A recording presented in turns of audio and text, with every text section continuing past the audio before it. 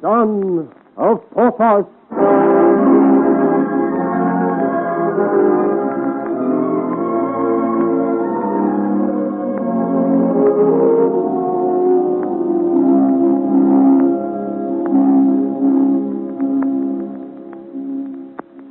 In an anteroom in the king's private apartments of the Chateau Marly sits the Marchioness de Montespan.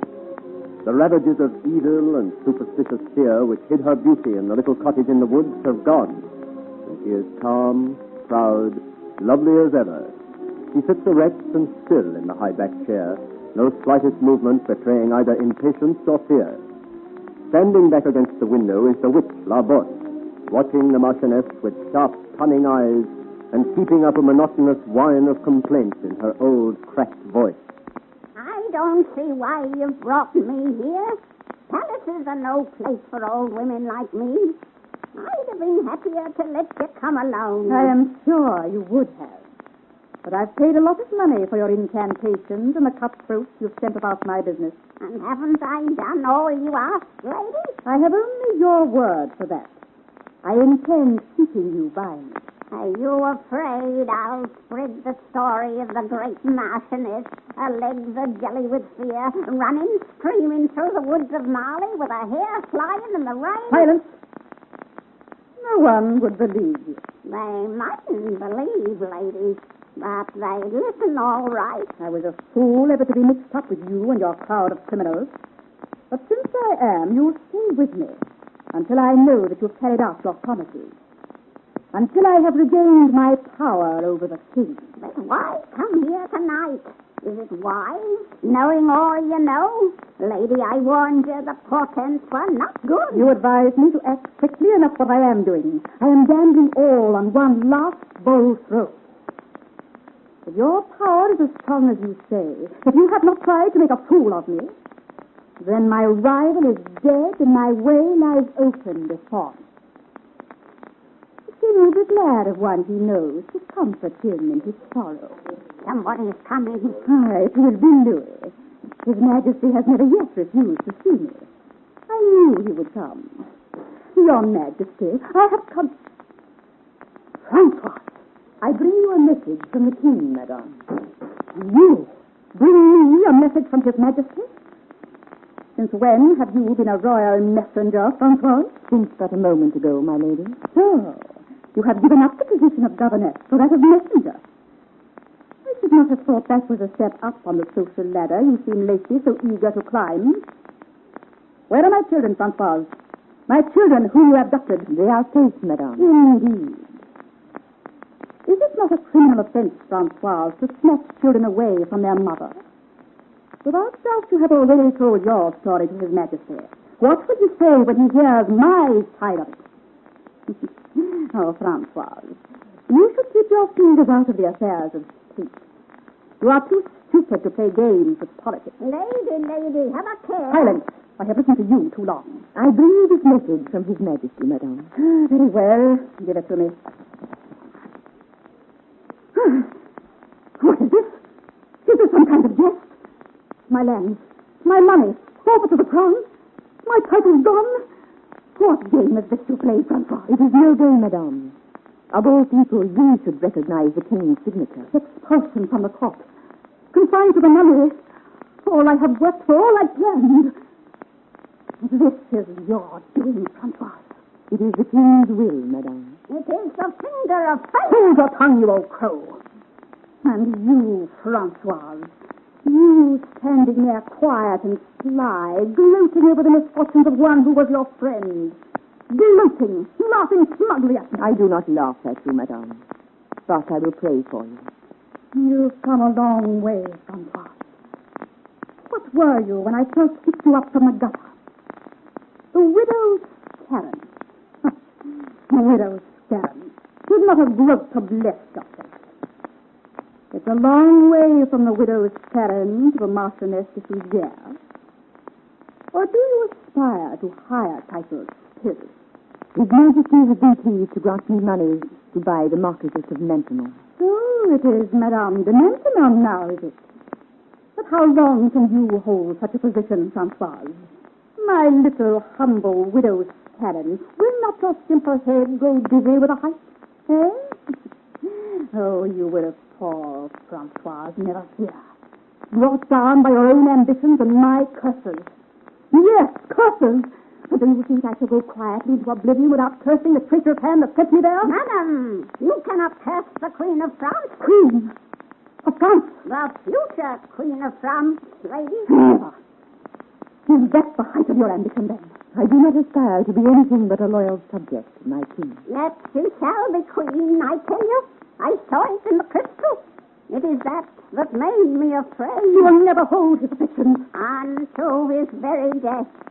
This woman shall exert such pious influence for good that all France shall bless her name, and the king shall love her till the day he dies. This woman shall be Queen of France. Francois. Queen of France. Queen of France. The widow's parents to be Queen of France. To think that I intrigued and planned, killed, poisoned, lied, invoked the powers of darkness to my aid, and my one good deed, my one act of unselfish charity should ruin everything. Oh, it is too good a joke to lose. To think that I shall wear the veil and proper poverty. For Francois put on the crown.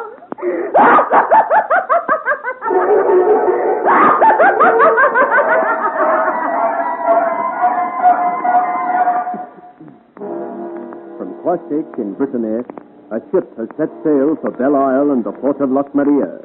The blue sea creams up about its prow, the white sails balloon out proudly in the stiff Breton breeze. Aurore and Joël are going home. They stand against the rail, watching the somber girdle of rocks rise out of the sea line, oblivious to everything except each other and Belle Isle or Mer, which is to be their home. Beside them, bouncing up and down with remembered indignation, is Friquet, the dwarf. Our prince is a curmudgeon, but no more manners than a stable boy. I tell you, he sent a servant to me, Friquet. You've already told us that, Friquet. Look, Aurore. Loch Maria. Is all you care about, Loch Maria. It looks no better than a rocky prison to me. It is home, Friquet. Home. Maybe it will suit some, but the world is my home, and the sea is my playground. Oh, if we had a man for our prince. Do you not care that the king insulted me? And after all I did for him too, do you not care that he said no word of thanks for all our efforts? Look! We're coming into port. And see the sun behind the castle. It looks as if it is made of gold, Joey. It is a sign, my darling. A sign that the future is all golden for us now. Death of my life, the man's besotted. To think that one who took Freiburg single-handed or almost, a man built to stop millstones with his little finger, should end his career in such a state of maudlin nonsense. What's wrong, Monsieur Friquet? Are you jealous? Madness!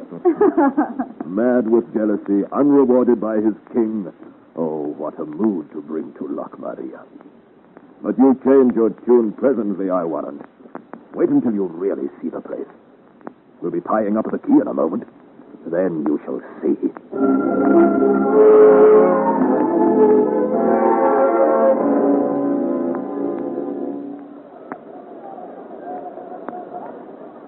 Look.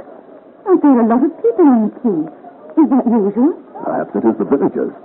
Oh, I do not know how they'd have heard of my return. Indeed. Look. Julien, the present.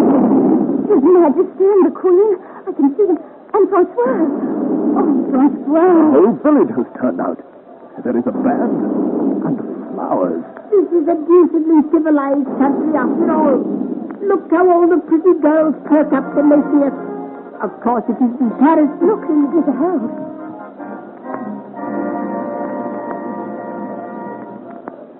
His Majesty King Louis of France extends his royal welcome to the Count of Loch Maria, Governor and Lord of the Manor of Loch Maria, and to his wife, the Countess.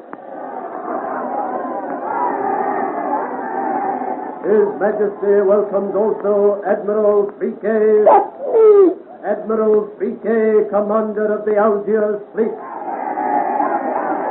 His Majesty begs you to alight and proceed with him to the welcome that has been prepared for you at the town hall. Long live the King!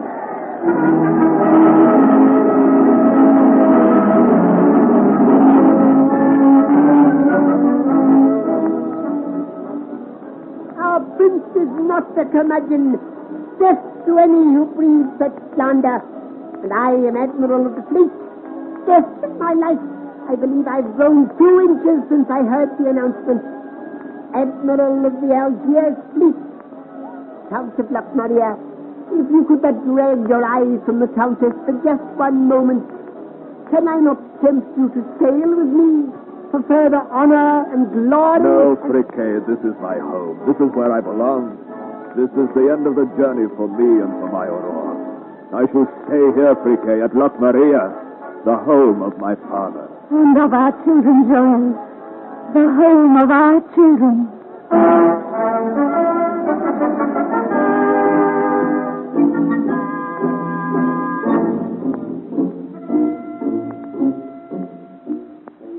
You have just heard the concluding episode of Son of Porthos, Margaret Dunn's adaptation of the well-known novel by Alexander Dumas. A George Edwards production.